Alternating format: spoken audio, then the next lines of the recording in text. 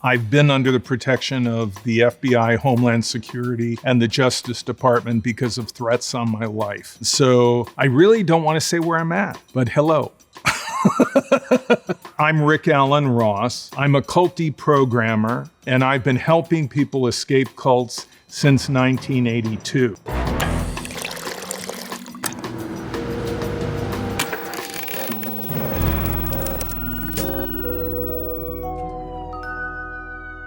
Today, I'll be breaking down clips from TV and film about cults. This clip is from The Vow. Our main emphasis, our main belief is to have people experience more joy in their lives. What does it mean if you're integrated? You're joyful. And part of it was like, this is cool. This is a code to understand myself. Anyone can be captured by a cult. I've deprogrammed 5 medical doctors. How does that happen? If you're in a position where you're isolated, you're alone, you're hurting, you're worried, and a group comes along and says, look, we've got the answers. We can help you. They've got to have something good.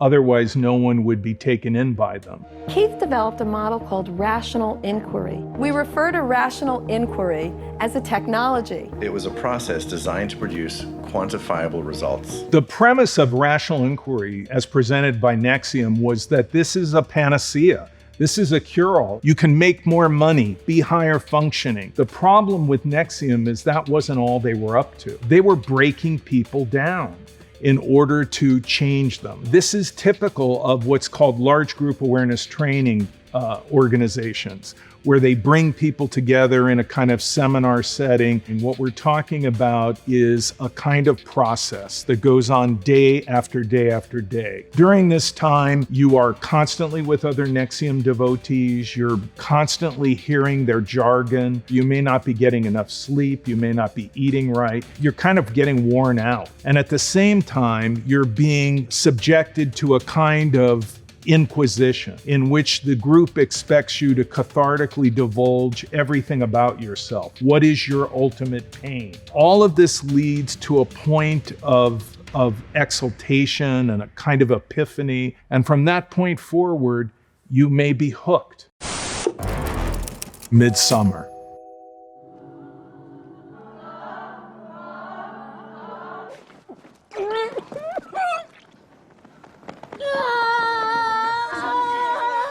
First of all, when you watch Midsommar, it's a depiction of a kind of pagan, secretive, ritualistic cult.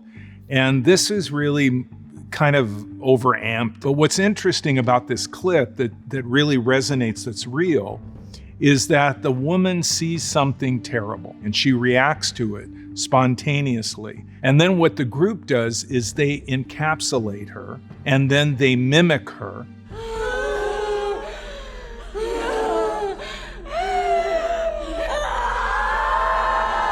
And what they're doing by mimicking her pain is they're, in a sense, dismissing her. And she's no longer an individual. She's part of a collective. And what we see in that particular scene is as they're breathing in unison and voicing their grief together, there's a kind of rhythm to it.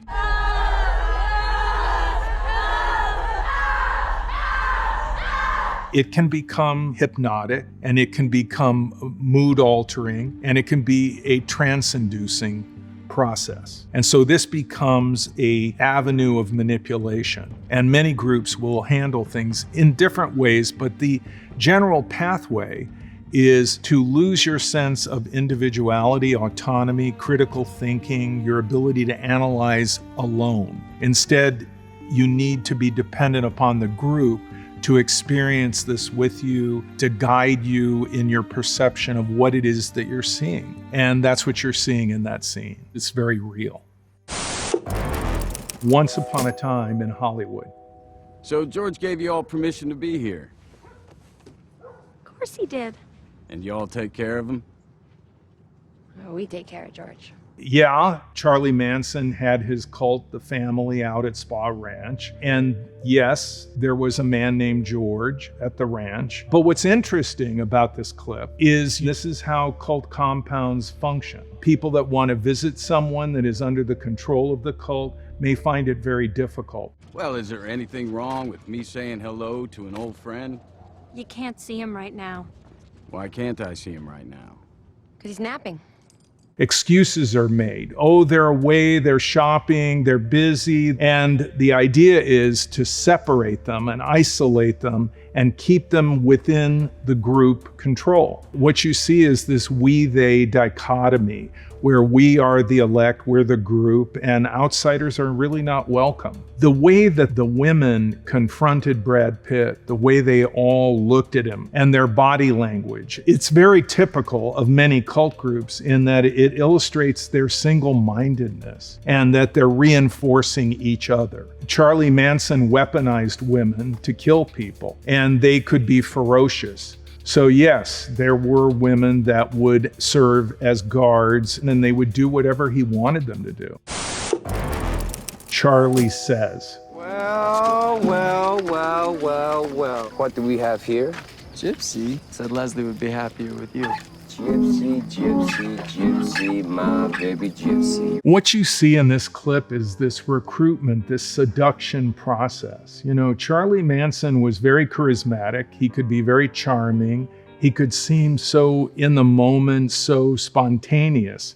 But in reality, everything was very carefully planned by Charles Manson. Be my mirror.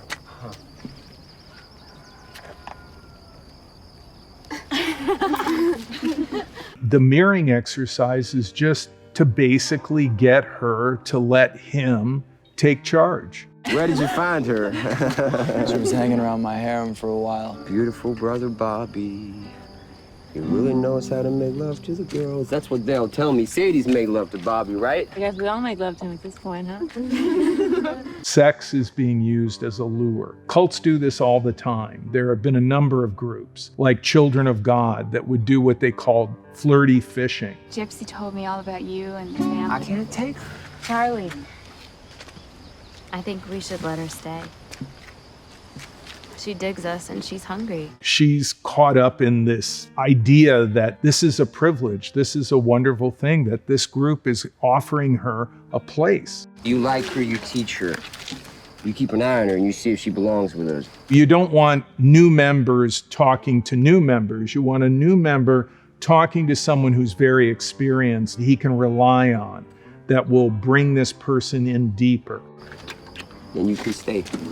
I don't think in this film that you can see the intensity that Charlie Manson really had. He had a way of looking at people that was so intense, hypnotic, really. Waco. This morning I woke up with this funny feeling right here in my gut. Then I realized what it was. Joy.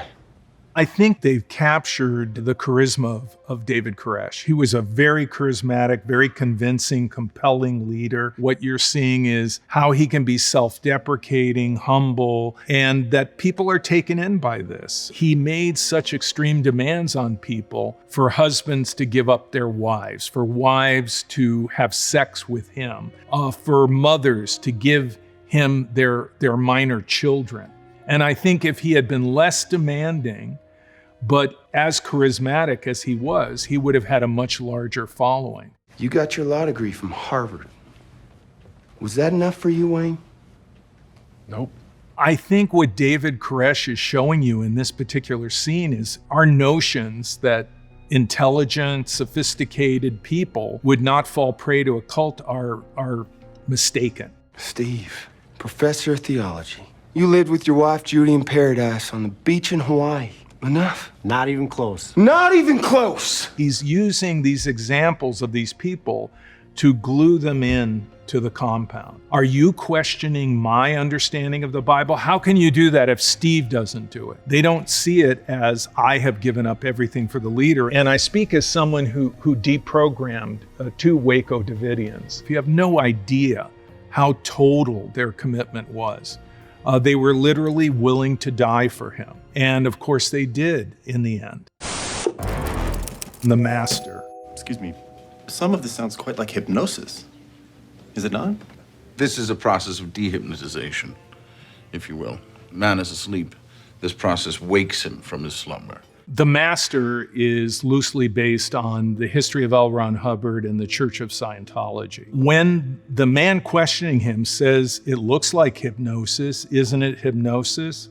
The most obvious explanation is, yes, it's hypnosis. So this is really opening up the hood and seeing the mechanics of how the Master really manipulates people. You've also said that these methods, cause methods, can cure leukemia, according to your book. And some forms of leukemia.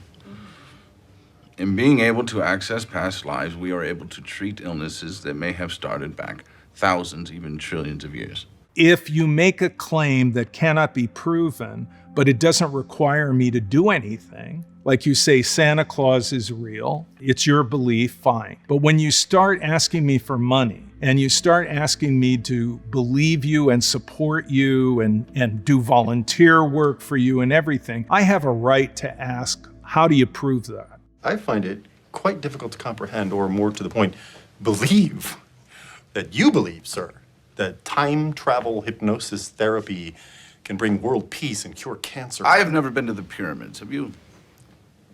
No.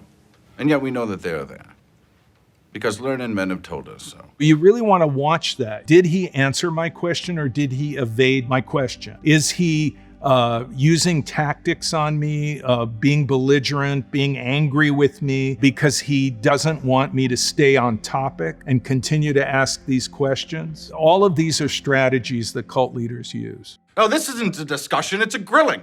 I'm sorry you're unwilling to defend your beliefs in any kind of rational way. Oh, if you already know the answers to your questions, then why ask? What you see in The Master is that in the 1950s, the same dynamic, the same methodology is being used by this leader as is being used by Keith Raniere in the present day. The leaders' names change, but the game doesn't change. The Handmaid's Tale.